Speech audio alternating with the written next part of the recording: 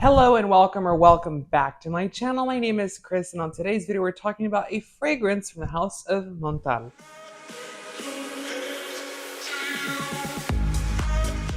So before we get started, I think it was right before I started YouTube and doing reviews on YouTube that I purchased a fragrance from this fragrance house. Sorry, the hair is just not hairing. I purchased a fragrance, or I actually purchased two of them. I think it was something Sables, and I can't remember quite what the other one was. And I very rarely ever do this. I think it's almost never that this happens, but I actually ended up returning the fragrance itself. And the reason I returned both of the fragrances was not because, well, it wasn't that they smelled very good either, but the fragrances themselves came in, I don't know.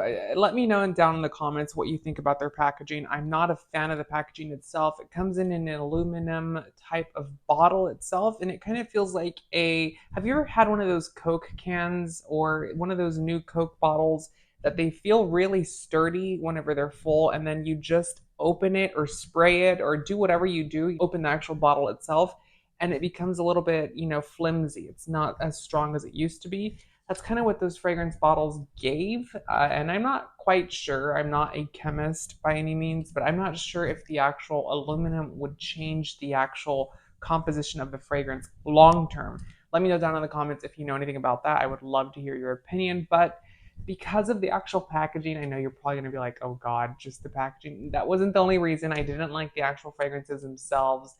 And these fragrances, I will give them kudos where kudos is needed to be given, have great performance and great longevity. But here's the caveat: the fragrances can be overwhelming if you overspray. And these are very, very easy fragrances to overspray because they are potent. They are very strong. They're going to last you a day, a night, maybe even a week and a month because they are that strong, which speaks very well of the actual oil qualities that they're using at Montale.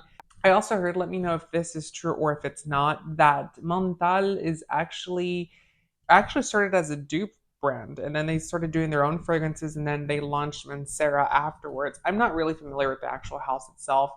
They are pretty pricey. They're not as pricey as, like, you would say Celine or like a Louis Vuitton or even a Christian Dior, but they're pretty up there in price. And I think they're kind of niche category, like mid-tier. They're not going to be cheap either, but they are that mid-tier category. So the fragrance that we have here today is Starry Nights, and I have a sample of it. I did not purchase this fragrance. Actually, my partner found the sample, and I was like, "Where did you get a Montale sample?" Because it's a very niche type of brand. It's not carried almost anywhere in stores, at least here where I live.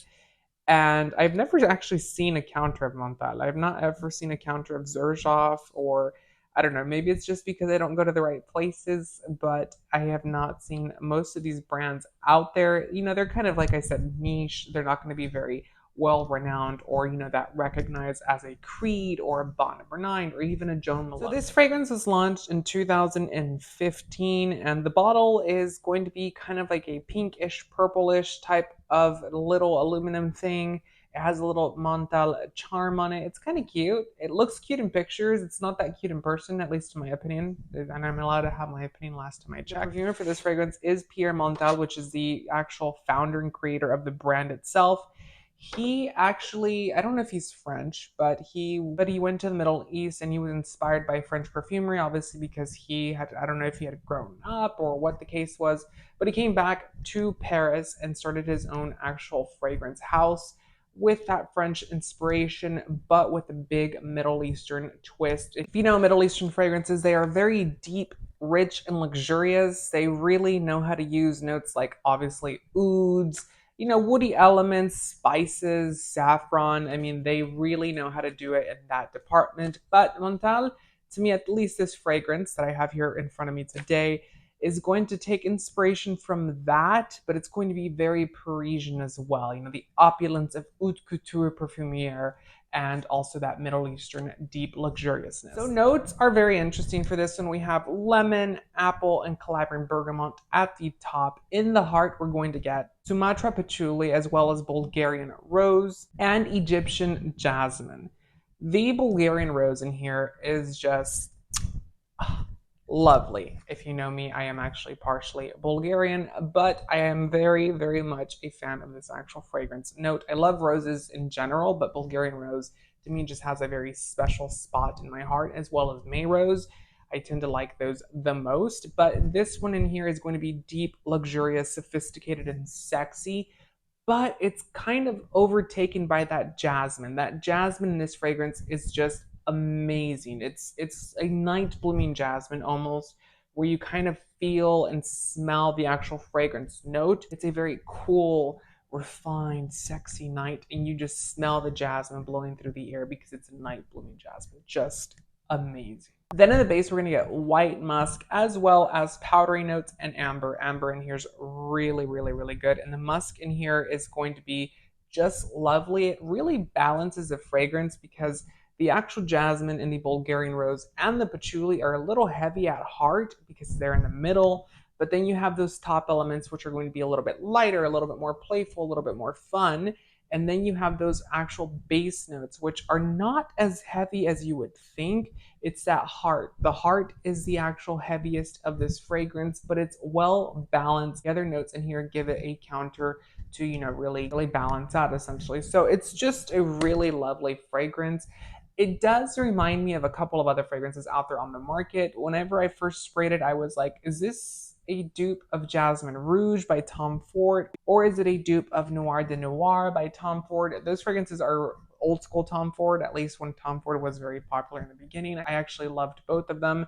More Noir de Noir than Jasmine Rouge. Jasmine Rouge was a little bit much for me, but it kind of leans into that actual territory, and it really has that style of a fragrance where it's going to be deep, rich, sophisticated, sexy. It is going to be deeper, and it's going to have those floral elements, but they're not going to be overwhelmingly feminine floral notes. They're just going to lean that way, but it's also going to have, like I said, those actual notes that are going to counter it and really make it a creamy, sensational fragrance. Now, this fragrance itself, I have to say, is, like I said, going to last you quite a long time. I actually sprayed this card, I believe it was a couple of days ago, maybe. I can't remember, but it was a while ago, and it still smelled like it. The dry down's very, very nice. It's very soft. It's very sophisticated, but it still has that punch and that potency. Then I got to really experience it, like I said, in the opening. It's really, really nice. It kind of, like I said, leans into quite a bit of different fragrances. It leans into Cafe Rose by Tom Ford, the original one, not the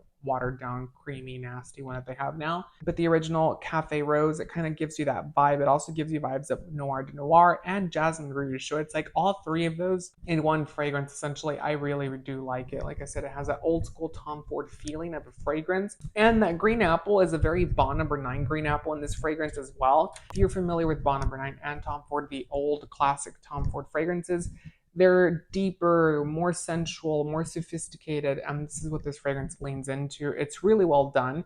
I will say that this one will probably have better longevity and performance than those fragrances. And, they are an independent brand, which says a lot. It is able to be done to give us longevity and performance with a lower cost. And also, if you're an independent brand, these other brands are part of conglomerates. Well, Bond Number 9, I think, is still individually owned, but I'm not quite sure. But at least Tom Ford themselves is owned by Estee Lauder now, and they have the capability of making a fragrance last a long time, and they don't.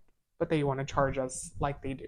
Anywho, I really do recommend this fragrance. I will say one thing really quickly. If you are a person that's wanting a fragrance for an office or a very, quiet fragrance, this is not the one for you. This is going to be loud. It's going to command your attention and really captivate people towards you. I won't say that it's a fragrance that doesn't scream for attention, because it kind of does. It's like, look at me, look at what I'm wearing, and look at who I am. And, if you're not that type of person or you don't like that type of vibe, then you might not appreciate this fragrance. And that's okay. There are fragrances out there for absolutely all of us. I do recommend this fragrance. Aside from the packaging, I do like the actual smell itself. It's great quality. It does smell good. And, I might go out there and get my own bottle, especially for fall and winter. This fragrance is just killer. I mean, I do think it's sexy and refined, and it's fun. So let me know down in the comments what your thoughts on Montale fragrances are. Do you own any? Let me know which ones you would like me to review, if any.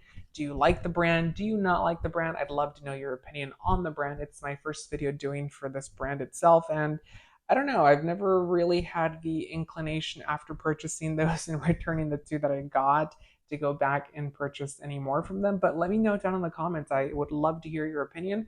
Also, make sure to give the video a thumbs up and subscribe for more fragrance related content. Until next time, you guys, take care.